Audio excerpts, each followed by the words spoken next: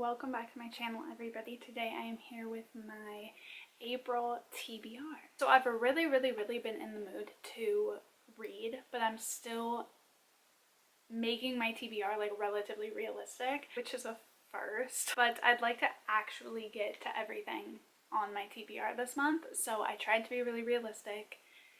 We'll see how that goes. But let's just get into what I want to read. So first, let me kind of like scoot this over, since most of the time I feel like I have like a little poster thing here. So first, for the buzzword readathon, the challenge is little or big in the title, or any word that kind of has to do with little or big, anything. For that one, I am going to do The Little Prince. I've never actually read The Little Prince, and I know it's like a children's classic and everyone always like talks about this book, so I thought this would be a good opportunity to read it. It wasn't something that was like actively on my TBR, but it was a book that I've always wanted to read, so it'll be nice just to be able to say that I've read it, so decided to pick that one. I looked throughout my entire like Goodreads TBR, and you know how you can search like within your bookshelves? I searched for small, big, large, tiny, like I searched for any word that has to do with like size, and I did not have a single one. So I kind of had to go off my TBR for this, and this is still a book that I actually was interested in reading, so I decided to go with this one. Then for my Tbr Knockout challenge, there are 2 challenges every single month. The first challenge this month is flowers on the cover, and for this one I think I'm gonna go, there's a lot of options for this one that I could pick, but I think I'm gonna go with The Younger Wife by Sally Hepworth. This does release April 5th, so this is a new release. I already have an audio arc from NetGalley, so I have it available. So I think I'm gonna go with this one. I feel like so many different genres and so many different books have flowers, and even other books on my TBR, have flowers. Like half of them have flowers on the cover. So I could pick a lot of different things, but I thought this would be a way for me to kind of get myself to read a new release and to stay up on arcs.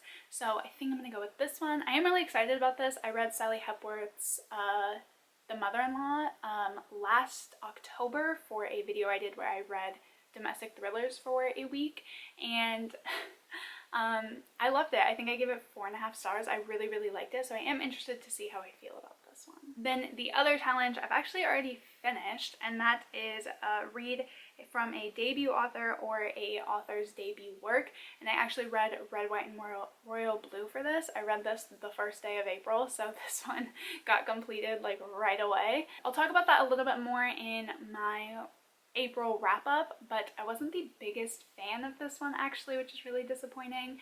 But I did finish it, and I actually didn't even realize that it completed this challenge because I hadn't looked at the challenges yet. And then on that day when I was going through like writing out my TBR and like, you know, what I wanted to read for the month, I realized that had already fulfilled that prompt. So that's it for reading challenges. Then I have some arcs. I have The Younger Wife, which I want to get to since it does come out this month. I would like to get to it this month. Whether I use that for the flowers on the cover challenge or not, I probably will if I end up reading it anyways, but I need to get to that one kind of regardless since it is an arc. Then I have 2 backlist arcs that I really want to get to. The first one is Project Hail Mary. This is backlist, but I do have an arc of this one, so I would like to get to it. I actually I have an e-arc from NetGalley, but I actually also got on Audible, I got the audiobook because I've heard such amazing things. So I just really want to get to it. I'm definitely in the mood for sci-fi, and I feel like I've heard such like endless amazing things about this that I just really want to get to it. So it would fulfill crossing off a backlist arc and reading a book that I think I'm really gonna like. Then I have For All Time. This is another one that I have from NetGalley. This is a like contemporary kind of sci-fi romance because, well, I guess I say contemporary, but it's kind of not.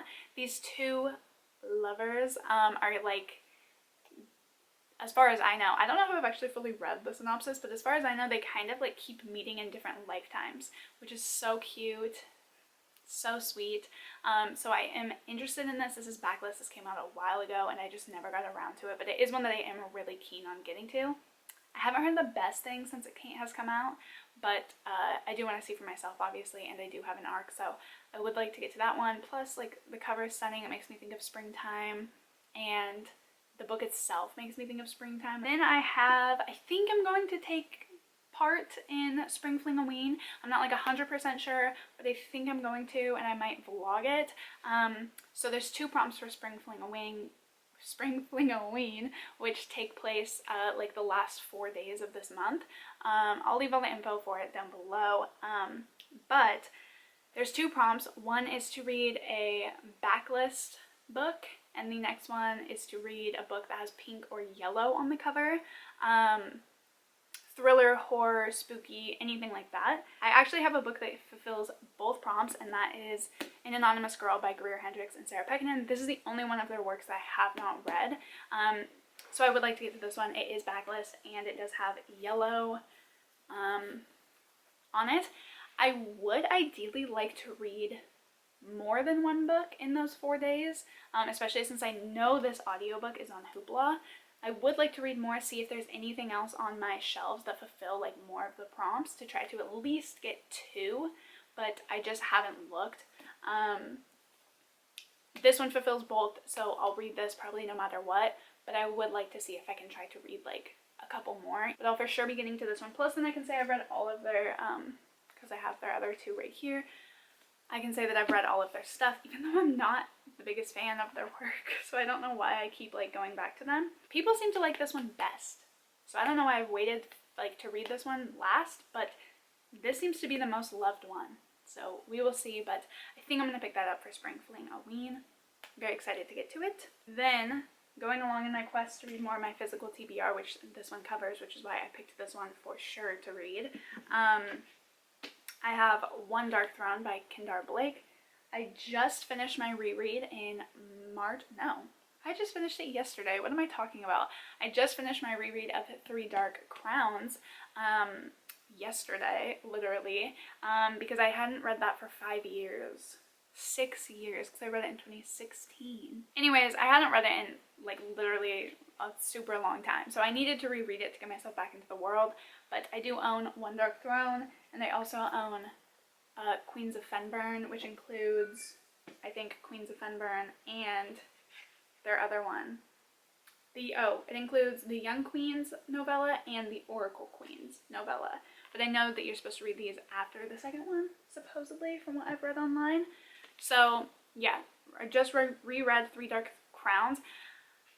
I feel the same way I felt about it before, but I'll talk about that in my April wrap-up. But I have heard this one is so much better. So I am excited to dive into this for the first time. I have definitely been in the mood for like sci-fi, fantasy, and horror. Like, I had my romance moment, but I think I'm definitely like leaning more like back into darker things, like more intrigue kind of. So I'm excited to get to this one finally, and then if I like it, I will probably go out and buy, what's the second one? Or the third one? Two Dark Rains? That sounds right. Something like that. Very excited to see how I feel about this one. I don't know why I feel like that TBR was all over the place, but I felt like it was all over the place. But yeah, so that's everything I'm planning on reading in April. I'll definitely probably read more than that, I would assume, but we'll see. That is everything. Be sure to leave me a comment down below letting me know what you're planning on reading in April, and I'll see you guys in the next video. Bye!